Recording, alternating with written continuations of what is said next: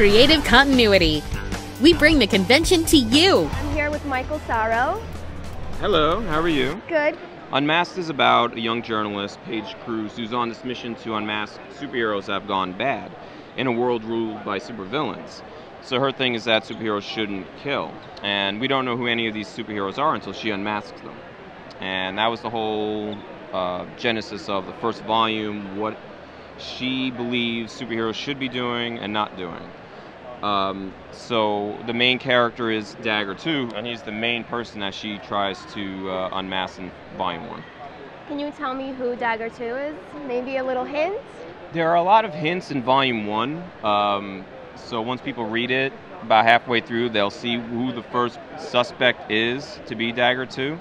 But by the end, I think there's going to be some doubts. I know that when we did our first Kickstarter a couple years ago, 2 years ago, people wanted to know, is this person that we alluded to Dagger 2? So I stayed mum on that. So Paige has no powers? Paige has no powers. Again, she's not a superhero, but she grew up with a father who was covering the superhero adventures, the original superheroes from the 20th century. They're all gone now. And her father, Douglas, raised her about, the original heroes and their adventures. And that's the moral code to, to everything in this book.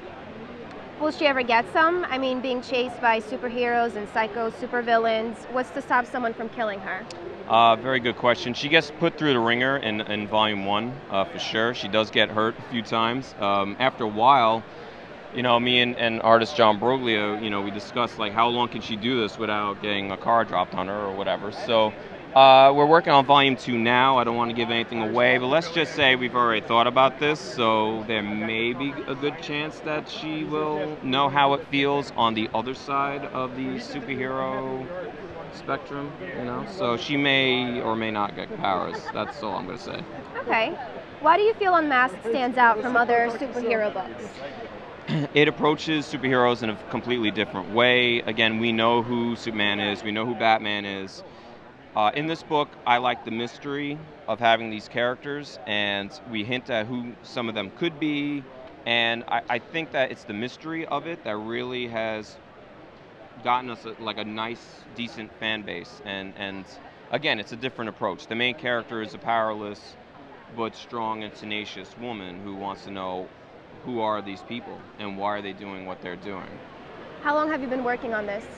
A couple of years. We did a Kickstarter back in 2012, and Kickstarter was very successful, fully funded, and then we did another Kickstarter earlier this year with John doing some art, as well as with the main art being done by Tony Gregori and the colors by Jason Smith. So that was really successful as well.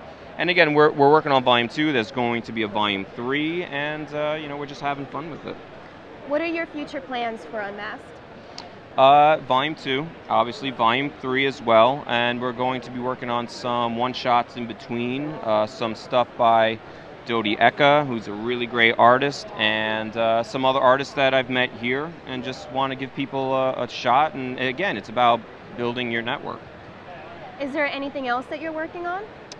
I am actually working on Monster S.M.A.S.H, which is a new book that I have here debuting at New York Comic Con. So it's about, Monster S.M.A.S.H is a group, it's an organization that helps people that have been bitten by werewolves, vampires. They help them try to lead a normal life, but the military finds out that there is a paranormal terrorist in their midst.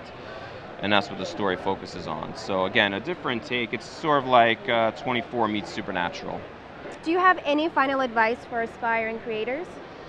Sure, absolutely. It's about building your network. It's about coming to events like this, even if you don't have anything that's fully finished yet. It is about who you know, and it's about the kind of reputation and the kind of relationship that you build with certain people. Quite a few people here. I mean, if it wasn't for John, I wouldn't have gone to where I am now. Brian Glass has been a huge help for me as well.